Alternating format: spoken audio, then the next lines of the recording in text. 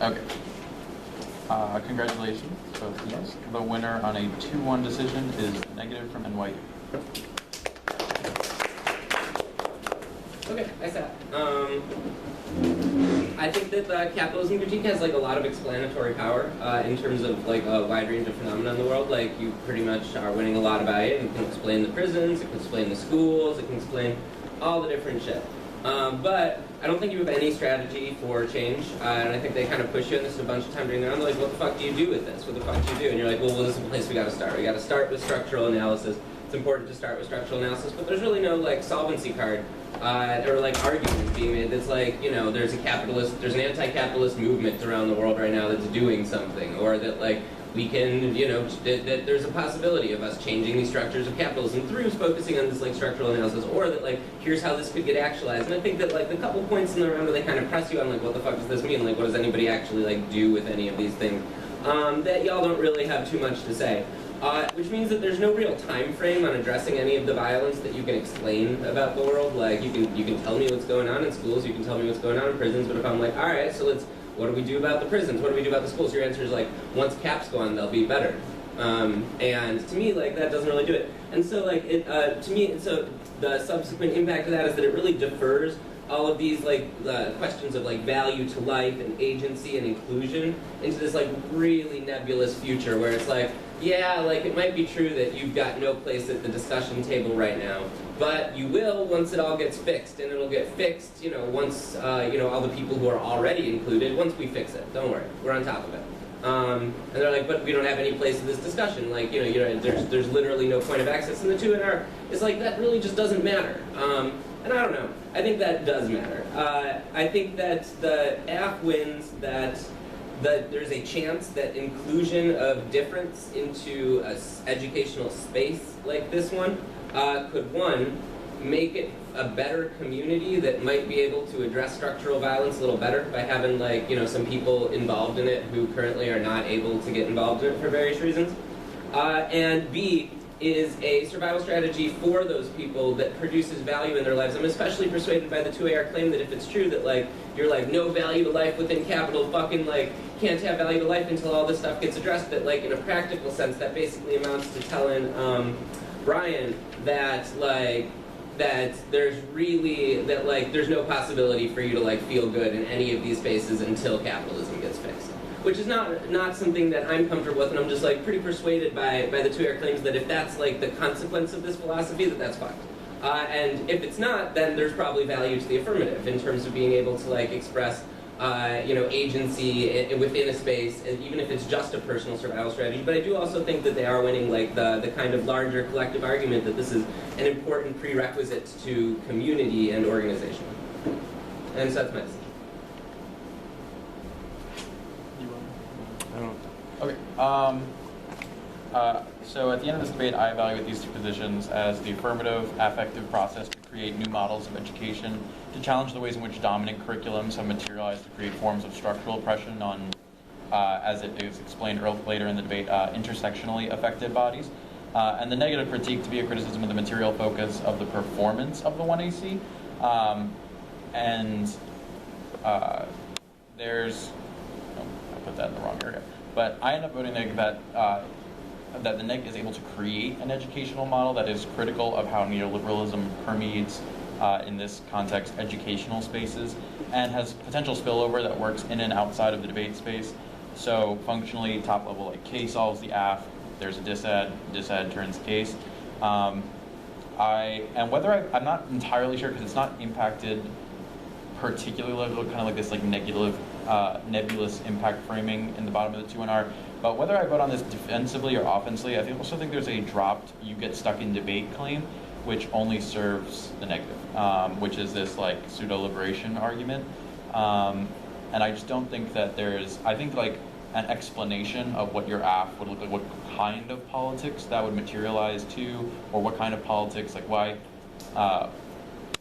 like kind of like a distinction claim, I think would be able to like resolve that. I think in the world, in that world that the arguments about how the ballot orients our liberatory struggles means the app needs a better responses to what spillover they might access. So I think the individualism disad, which I think is like the most offensive reason to vote at least AF, if not against the neg, doesn't make sense in the context of some of the impact framing of the negative, i.e. the distinction of the negative argument of individualism being somewhat distinct from localism. So their critique is that your individual strategy will materialize into a solely local strategy as opposed to a global strategy, which is important and key. I don't think this is probably true, but I also don't think you contest that, Warren. So I think the neg is able to concede that individualism is probably fine, but it materializes into a localized criticism as opposed to a global criticism. It ultimately fails to resolve the larger structure that makes the AF impacts happen. I think they're winning significant root cause arguments, which allows them to kind of make those kind of uniqueness link distinctions. I think it's easily resolved, but it's also a confusing part of the debate for me in terms of the explanation of what your politics actually look like. You kind of explain we create new curriculum, this is a better form of politics, a new form of politics, but I don't know necessarily what that means. And I think that next step will put you leagues ahead of this argument, because the best links he has are admittedly not very good, very root cause-y, must forefront a discussion of capital. There's no reason why it needs to be specifically talked about, because then your whitewashing arguments become more convincing, albeit not later they're not in the latter half of the debate. What I'm saying is that's in a real world sense, that's more true in a world where there's no specific link to the AF. So I think that those kinds of distinctions definitely need to be made. I think you both accuse each other for not having a blueprint of what those politics looks like. I think it's only true with the AF. I think the 1AR argument about how the AF changes debate to debate, I think that's a pretty interesting pivot point. I thought this could have been very useful to get out of a lot of links. Just be it's functionally perm do the AF and reject in all other instances. It just needs to be impacted that way and explained that way in the 2AR, and I think that's not really assumed in the 2NR, and that can make this very different for you. But that having been said, I think the 2NR does explain a blueprint of how this is a critical model, which is good, but more importantly that it has spillover and creates things like protest. I have an example of the Seattle protest in '99, earlier in the debate, and ultimately how that's the type of material change that you need. So in terms of sequencing cart before the horse, it's almost like a pick in the sense that they're able to resolve major portions of the AF, and any serious contest of offense is only able to be resolved by the negative. Lastly,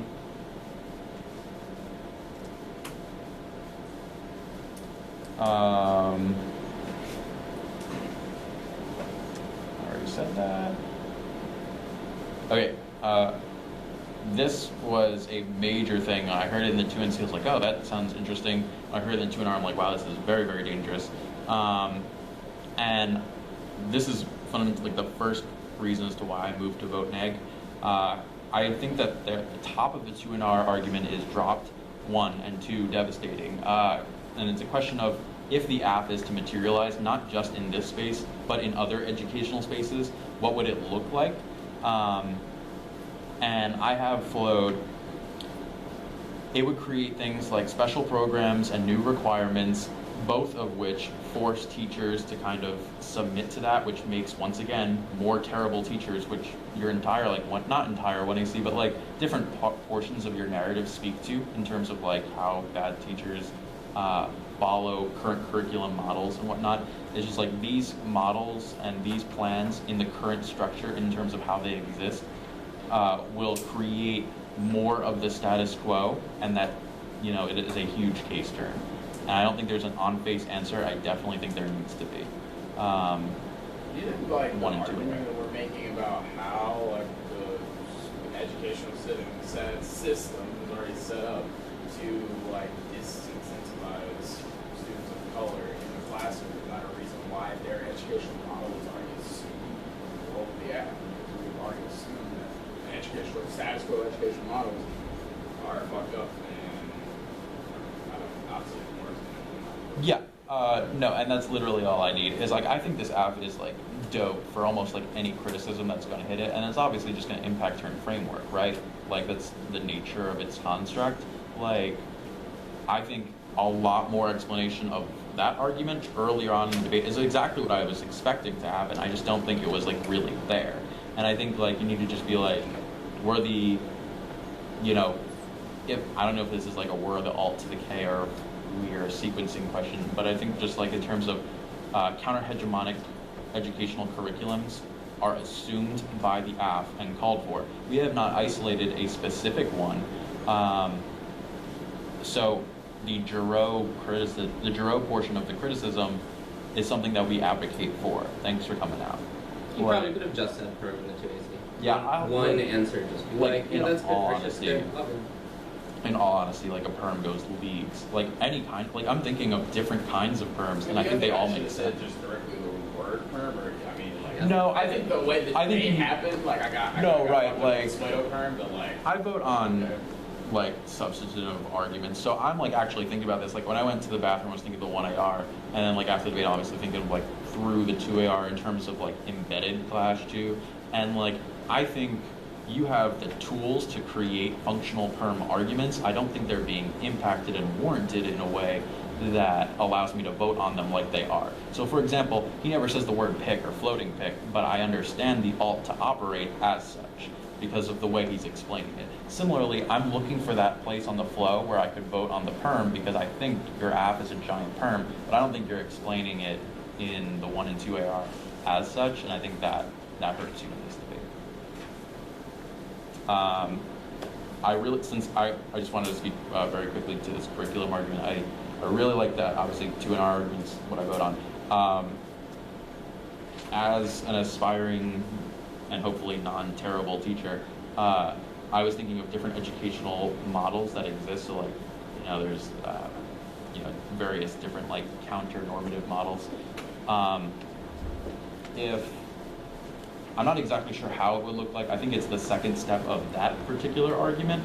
I think it could you can kind of contextualize and isolate why the alt is the only educational model that's important, and maybe you'd be able to frame why the AF fits into a current model of education that may even be non-normative but has already been assimilated into the larger paradigm of, I guess, like hegemonic educational production.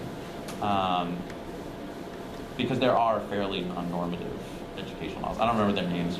My girlfriend would, but like, I don't know. I just thought it was a very, very AF contextual link that could work. And similarly, if you're aware of any of those counter-normative educational models, I think those would be very helpful in all kinds of debates. Because there are like models of education where kids are kind of, you know, they play, but they're not really playing, they're kind of guided to learn, or they're not learning, like they learn through different ways of existing in, you know, interrelationality and stuff like that. And like, I think just like... So you think we should articulate more about what the school is in pipeline? No, because that's like your impact argument. I think like what your new school would look like is the kind of explanation that needs to happen, because once you have that, you're able to create disads that are very, very clear and very, very material to anything from framework to the CAP-K to anything in between. And just be like, this is similar to what it looks like, but not perfect. AF is. And I think you're right there. I think it just needs like a little of this, a little of that. But yeah. All right, so I agree with a lot of what has been said already. I think actually saying the word perm would have been useful, but I think absent that, you have the argument in the original 2AC and the 1AR that your AF is already a conversation about the way that capitalism functions.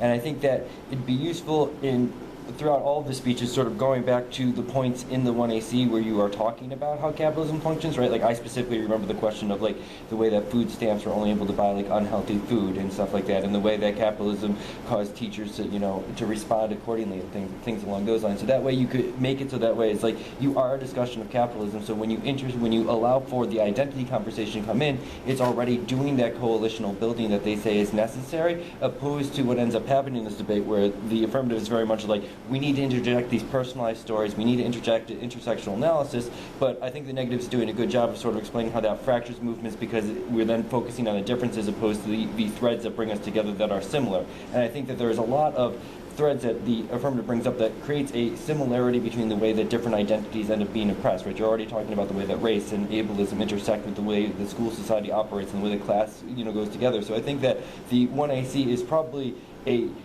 truer version of how we could have this larger form of analysis, but I don't think that you're necessarily doing that work because you're so much pushing on we need this individual focus that it gives the negative sort of their link story. And I think that they're doing a good job of sort of explaining how that breaks down a larger structural analysis of capitalism, and they're winning the claims because it's not really being responded to that teachers do bad stuff not because they're bad people, but because capitalism forces them to. The school-to-prison pipeline is, influenced by capitalism because prisons want to be able to get, prisoners to be able to utilize for labor and stuff like that. And I don't know if I don't necessarily believe those arguments being true, but there's no response that says, like, they even say that, like, anti-blackness is a function of capitalism. People were enslaved from Africa not because of their race, but because it was economically viable. And I know that there's a wealth of evidence that argues the exact opposite of that, and I think that you need to be able to push back on some of these claims because otherwise they're sort of winning sort of a root cause based analysis, and if you're just saying we're focused on the individual, there's not necessarily a response to we're some trying of to these get that things. argument to say like the individual is not to turn off complexity on a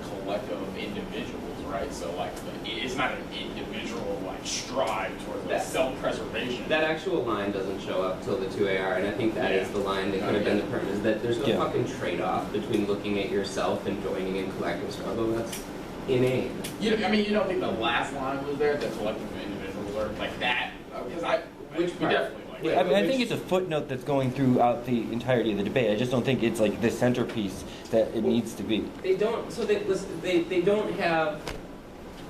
All of these root cause arguments aren't links. They're like broad, explanatory things about the world. They only have one fucking link, and it's that somehow individual focus prevents structural focus. If you're like, no, it doesn't, they go together. That's the perm argument, and it's their only link, is that it somehow would fracture a movement, but it's all the same, different words for the same argument, which is focusing on individuals precludes a structural focus. And if you're just like, that's actually the fucking opposite of true, then you win. Yeah, I also think that you could do stuff like you could say like totalizing capitalism is the cause of all problems undermines the ability for people to want to get together to fight things like capitalism because not everyone sees their oppression coming from class-based problems. And if we understand that class is linked up with these other issues, more people are going to willingly sign on to these sort of things. And their totalization of capitalism as the root of all these problems destroys sort of a more nuanced approach to how oppression and identity operates. And I think that structuring offense along that point gives me something to be able to be like, the negative approach is bad, opposed to a lot of what the affirmative is doing is just sort of like, we're good. But if they win, in my mind, the link on intersectionality, and then they're winning some of these root cause claims, they're going to, then I think that voting affirmative causes a lot of the harms that you're trying to solve for. And I think that the negative is doing a decent job of sort of explaining that. What does it look like? It looks like exactly what we're doing in this debate because we're doing the structural analysis by creating these forms of linkages and things like that. I also think what you're saying is also what you're saying should be doing in the debate. So I don't buy either side's arguments that, like, what does the model look like? I think that both sides are pretty good at being the model of what it should look like. But now I want to have like disadvantages to the different models, and I think that that's where you're beginning to lack a little bit, is because there's not clear disadvantages to the negatives model. And I think that again, as like all three of us have said, if they're a more structured, like, we are this, app does this, this is how it functions, and here's why focusing on capitalism alone is bad. I think it's going to be an easy way for me to move forward from I that. think we're trying to take the more not definitive, like, this is the model that everyone has to adopt approach. Like, not that the affirmative doesn't create a model that everyone's going to have access to, but rather that our particular model is like, I mean, your model is a good one, right? But I think you need to show why their model is more explicitly a bad one. Also, like, every educational model has in some way have to be a little universal, right? You're teaching a group of students, like, they have to kind of adhere to a quasi-similar model. Even if it's fluid, it still adheres to a little bit of that, which means you can kind of give and take. Yeah. Like, that's when you kind of use Bobby's, like, don't make perfect the enemy of the good against him. Mm-hmm. Like, we can link a little bit, but not all the way. Right, yeah, I think that his argument, don't make the perfect the enemy of the good, is an answer for you all, because they're admitting that some things that you're doing is good, you just don't get it perfectly right? It just means that they're sort of like, I think you could flip that analogy around. I don't look like they don't do anything, opposed to being like, all right, this is what their model looks like. This is why it pushes people out. This is why it's bad. And I think that that becomes an offensive reason for why their models are reasons to reject that. Opposed to. I just don't think I can agree with this characterization, because I'm just here sitting here thinking what their model does and what the benefits of their model is, when they would refer to kids in the third world as slaves, when they would refer to victims of the third world as people who cannot pursue happiness, or people who have no humanity, people who have no experiences, and people who have no emotions. What was their answer to that? What was their answer to the ways in which they have labeled my fucking people? Well, I think, at least for me, I don't know for you all, my first thought was like, well, they're making a descriptive truth claim as opposed to a prescriptive one. Well, that's And interesting. I'm just wondering what their answer to that Right, is. their answer is, I think, like, he kind of is able to shrug it off, and I think the reason why I don't vote against them for it is because you, like, once again, some of the various claims that I think, like, you could win on in this debate need to be much more fleshed out, and I think that is an example. I'm like, all right, this was not answered in 2NR, let's see where this goes, and I don't know, in the context of various educational models, which seems to be like the standard for the ballot in this debate, like how this impacts them one way or the other. How Like this it's not impacts them? it's not impact. I thought I was doing a pretty good job of explaining how that turns their collectivism arguments when they can physically push people away because of the way that they would describe us. Like what's the warrant as to why that's true though? In the The word context as to of why like, their that's true is education. because there's never a world, an instance in which they could assume that we can have something such as happiness because we're living off of $2 a day. No. Why does that? All right. So what's the warrant as to why that implicates their alt solvency? Why that implicates their alt solvency? Because it's the ways in which they cannot materialize collectivism when they would physically push us away by the way that they have interacted with us in this debate. So if he's making like an impact argument about how like capitalism structures those bodies to exist in I'm a just certain wondering way, what the uniqueness to that impact is. I think it's like a protest argument. If they're able to Especially resolve with the how concession of capitalism the operates. unknowability debate, which is the fact that regardless of how we interact in this world, regardless of what we do, if I'm speaking out or if I'm, saying nothing, they're still going to act violently on us, especially in the material realities of capitalism in the school and prison pipeline. I get that they're winning a root cause claim, but I'm questioning what they do about that. Well, like I said, for me, I think they're winning a spillover argument says that they're able to be How? critical What is the of warrant capitalism, for this spillover? like protests and stuff. Like Protests? they When create did they protests. protest? How are they protesting? You It's not voted that they on. create You voted on that protests. the app gets stuck in debate. Yeah. Right? What do they do? When do they leave debate?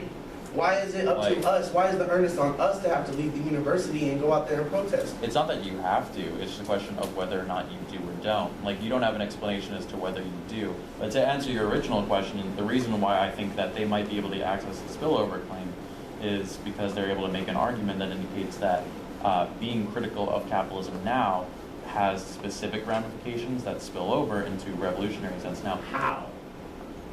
because, I guess just like oppositional standpoints or whatnot. Like, my understanding of like the alt is that it's been done before. Like, that like Neil. What's the uniqueness?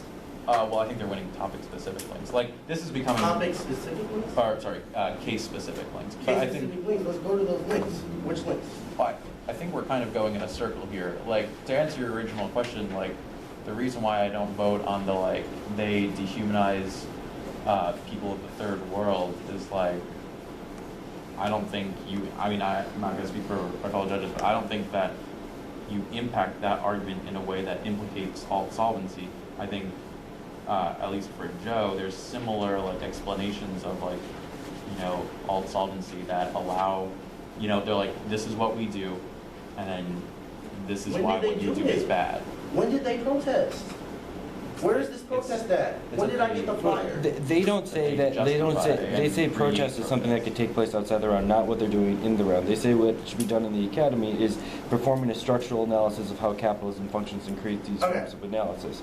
Right? To me, I don't think that they need to win that their alt actually solves or does anything in this debate, because their model does not necessarily need to be a perfect model, the perfect enemy of the good type argument. I think if they win that the oppressions that are taking place that are causing things like third world populations to be exploited are a result of capitalism that requires a situation against capitalism to be the way to be able to challenge those avenues of oppression. You think we can make it Cool, restrictive? but like we have to solve for that, and they That's what don't. I'm saying, yeah, that like they have placed the burden on our backs. That we Well, have I to think have they're winning their good link education story, which means it's not just you don't solve for it, but you make it worse because it undermines the ability to challenge these forms of oppression, right? And so if they because of their intersectionality, like the focus on intersectionality breaks down the ability for us to be able to have those larger universal forms of struggles and structural analysis.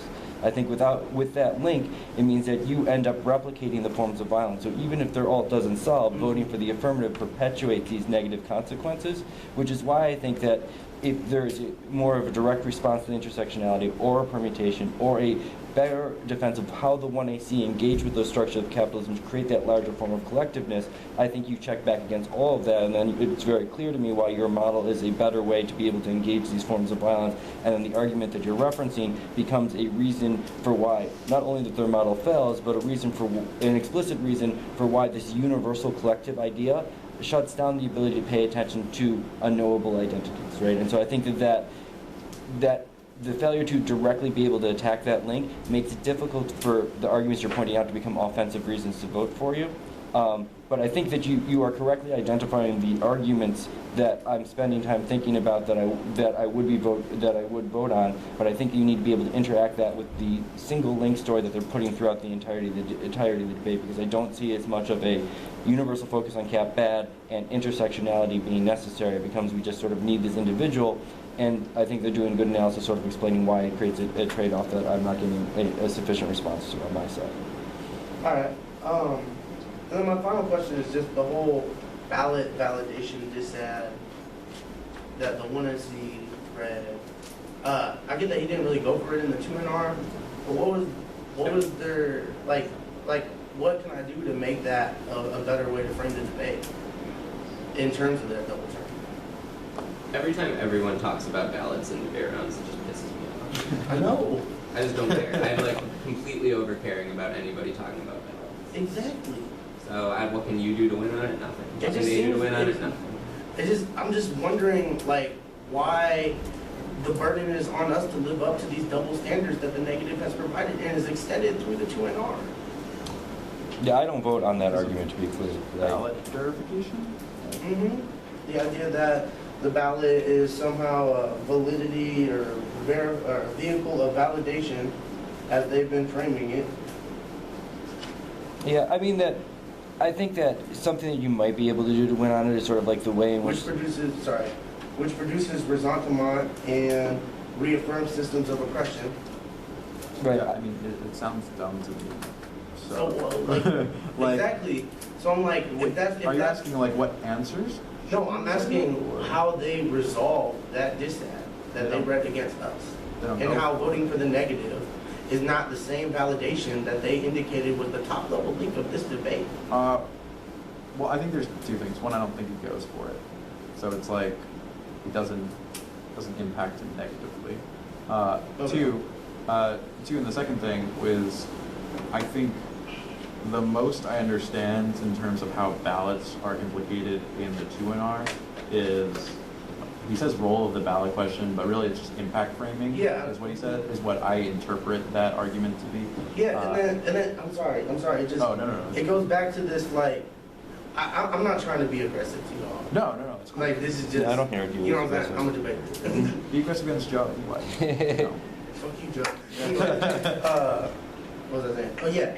I'm curious about like the way that you decided the round based upon this impact of back to the like it gets stuck in debate, it doesn't spill over, right?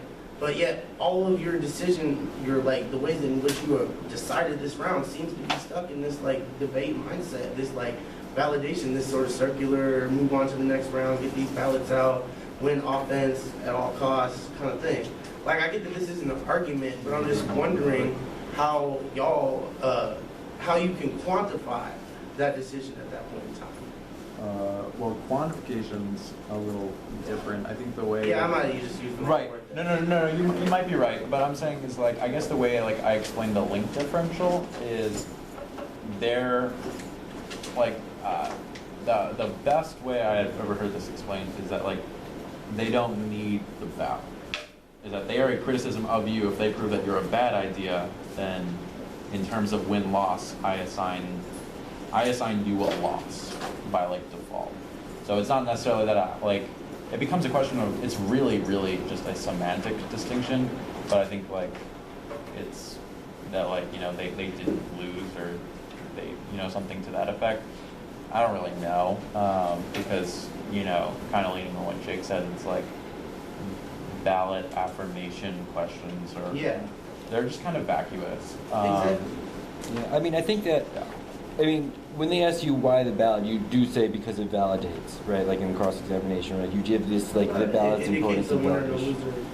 I hear is like, you know, I want these ballots. It shows that, you know, I'm here at the NDT, that I'm winning, and it allows me to be included and stuff like that. I think that, I think you could utilize the links if they're going to go for ballot stuff offensively. If you answer this cross-examination quickly, be like, I don't care about the ballot. I'm here, I'm debating. These things are important to me. The judge will determine who wins the debate at the end of the round. And then when they start saying, I need to use the ballot as a tool to reject you in order to sustain some sort of like educational, ideological purpose, you can be like, you're the only ones who are ascribing this value to the ballot. I don't ascribe value to the ballot whatsoever. But the way you answer questions ascribes value to the ballot. Now, I don't vote on that because both teams are doing it, so that link sort of ends up being a wash to me, which is why it's not part of my decision. But I think the way you answer questions makes them want to make that argument. It makes it difficult for you to turn it against them, because at worst it's going to be a wash. Some judges will probably be like, well, that means presumptions against the app because we don't want to use the ballot as a validating tool. But I think just answering the cross-examination question slightly differently makes it much easier to turn the ballot against people who want to use the ballot as an educational tool to punish you. Because my favorite argument that you have in this debate in the 2AC, 1AR, 2AR,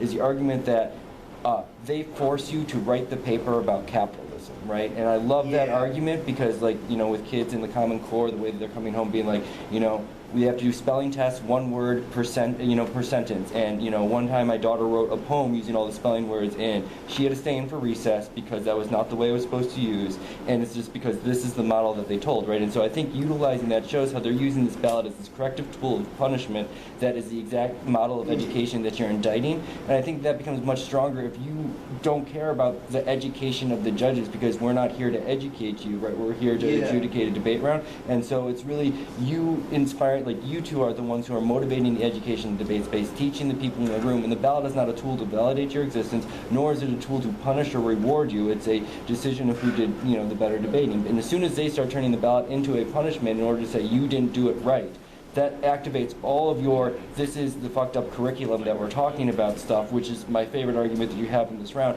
and is the argument that I think links up with where I'm saying where the universalization of capitalism is bad, because that's the universalization of curriculum, where people need to, as you say in the 1AC, put you in a box so that way you could just watch what's going on and understand until finally you could get it right, and then you could leave the box and re-enter the rest of the classroom, right? And that becomes then what the ballot does, is you cannot get the ballot until you do it somehow right. And I think that that framing of it could be beneficial. And I think it turns into not being like, well, they asked for a ballot, so therefore they lose, but the way that they choose to utilize that ballot as a system of rewards and punishment, opposed to just sort of like a decision.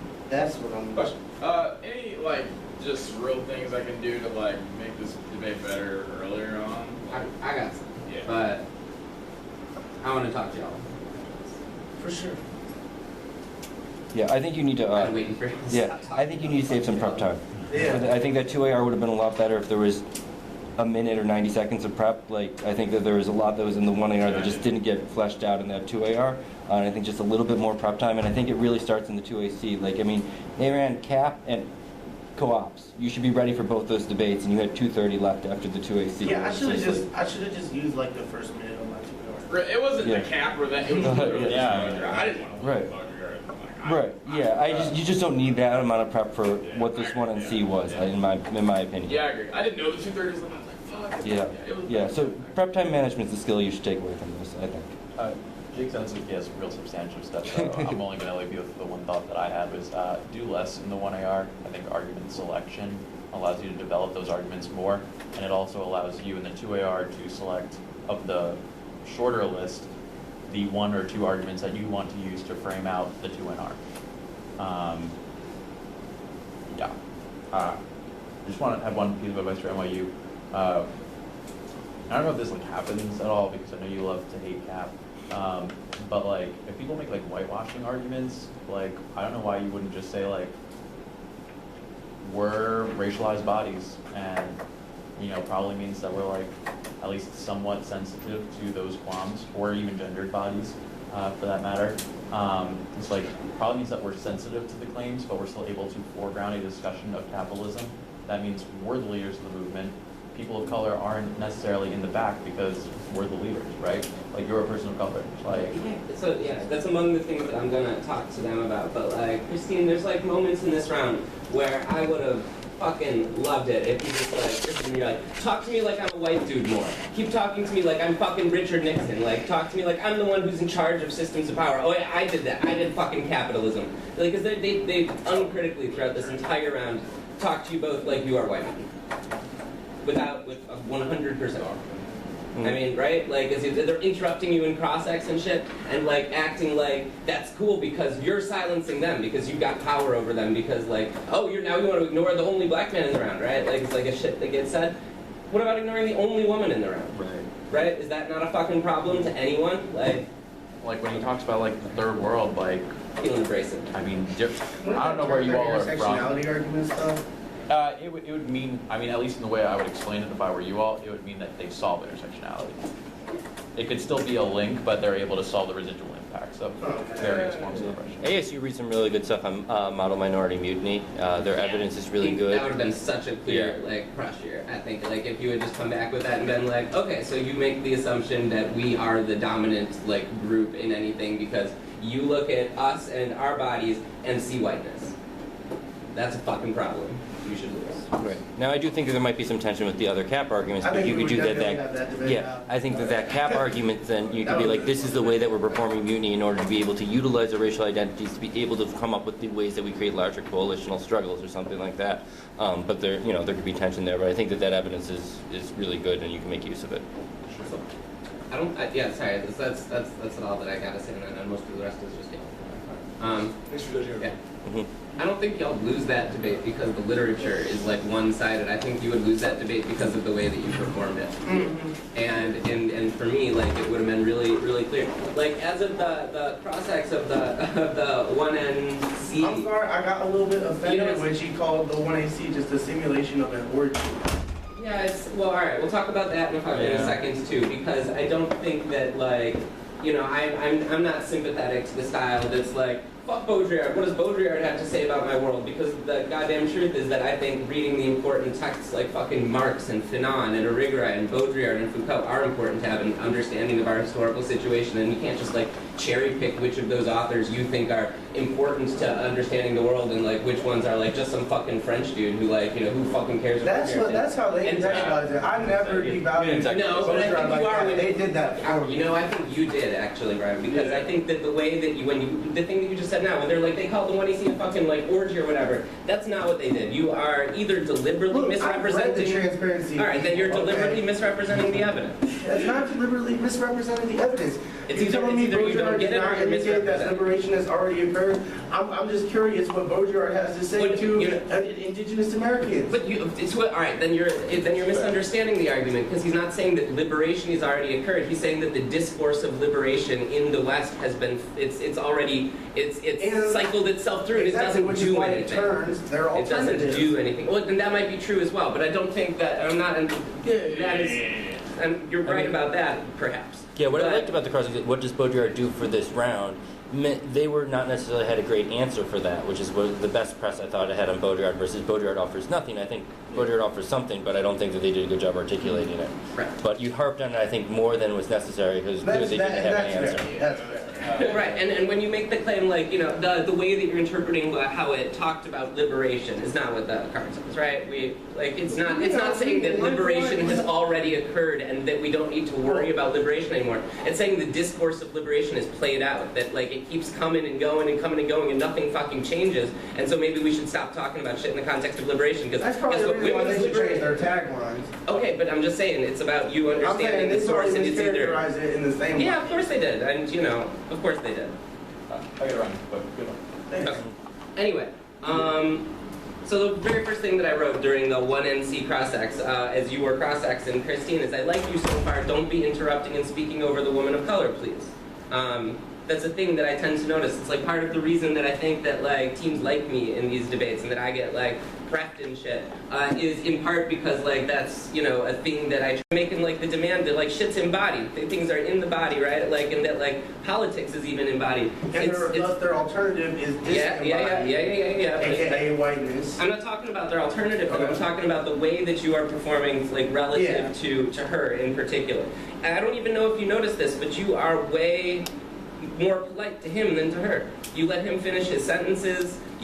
When he's like, I just need to, you know, finish this point. You're like, okay, well, that does finish give me it. offense with his sentences. I thought. Maybe, but I mean, but I'm just saying, like, you're being like a little defensive about this now, and I'm not like mad at you for it, but it's like the thing that I noticed like very clearly as a judge, and that you should like be aware of. Anthony.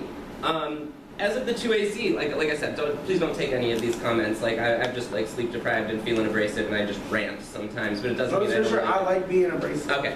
What I wrote down for the 2AC is, who the fuck are you? The 1AC has nothing to do with you, and then you're all getting up in the 2AC being like, we are this, we are that, we are that. Where are you in this affirmative? Where are you? At some point, it's like, I need to understand how you fit into any of this. And at the time I wrote, you're the fucking 2A, and now it turns out you're the ins, which makes a little bit more sense, I guess. That was like, my exact thought too. But I'm like, where the fuck is the 2A in this story? You know, and so that's got to be like a thing that starts in the 1AC, it keeps on going through the rest of the round. There has to be some component of like you that's in this affirmative. Let's see. So the second time that I wrote it down was in the cross-ex of her again later. I'm just like, don't be rude. It's not a matter of trying to like appear offended. I've seen like 1,000 debates that try to be aware of like little microaggressions. You're talking about embodied politics, and the truth of it is that they're not being rude to you. Yes, their argument is kind of generic and stupid. I think so. Like, I agree with you. I sympathize. Like, but they're trying to be respectful. I've seen a lot of debates where people don't try to be fucking respectful. I've seen debates where people, like, you know, I try to pick up on this shit. I pick up on the attitude that people are bringing to it. And she's, like, genuinely frustrated in that she's, like, trying to get sentences across. And you're, like, really not letting her, you're over-interpreting what she says, misinterpreting, cutting her off in a way that's, like, not cool. And, yeah, let's see. That was the main thing. More guitar would be sick. Like I don't know why that goes away. So I mean, you're fucking good at it. It's obviously like a part of the performance. It like does cool stuff.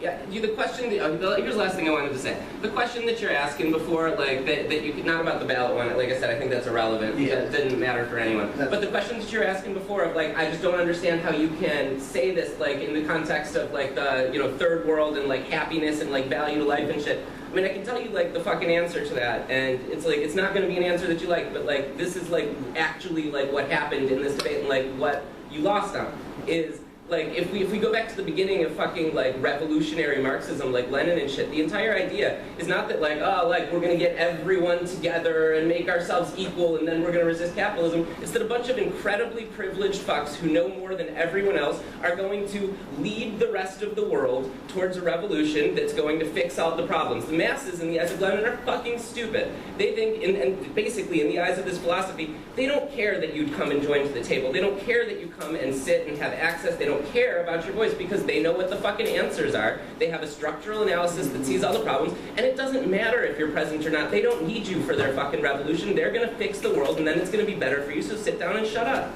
That's their argument. And when he says that they might win access disads, but it's still, we resolve the root cause, that if you translate that into English, it doesn't matter what your fucking opinion is, because we're gonna fix your problems for you, you lazy fuck. Just go away, and we'll handle this. And that's their argument. Literally, that's what you lost on, is you are not relevant to solving your own oppression. You don't get it. We get it better than you. We've studied this shit and read more books, and we know what the fucking truth is, and so all you can do is get in the fucking way, coming up here and talking about your fucking life and your problems. Fuck you, get out. And that's, and they won that is able to address your oppression better than you. Yeah, I want to say something about the guitar thing, because I think that could have been a point where you pointed out what you do and that they don't, that is a model of the way that you perform, opposed to just having a textual relationship to information. Access argument thing would be Right. Like I think that could be like our model is exportable because of the type of music that we have, the type of way that we speak is something that could connect with people in order to bring people together and stuff like that. Whereas their attempt to just sort of like read through a lot of evidence. We read a piece of concrete good evidence that talks away the function of textuality to reduce oppression to just a text, destroys the possibility to create transformation because we have to have different modes of being able to relate to other people. And the guitar, the music and stuff like that is a way to go about doing that. And then you can get more into your affective type, analysis for how that's necessary for solving. And then suddenly, it's not just they don't have a model, but it's that your model, here are reasons for performatively what's done better, opposed to just like, we did this guitar because, I'm good at the guitar, maybe get a couple extra speaker points, but it actually becomes something that becomes part of the argument that you utilize offensively throughout the debate round. I think that would have been, useful in order to be able to, create that difference between those approaches.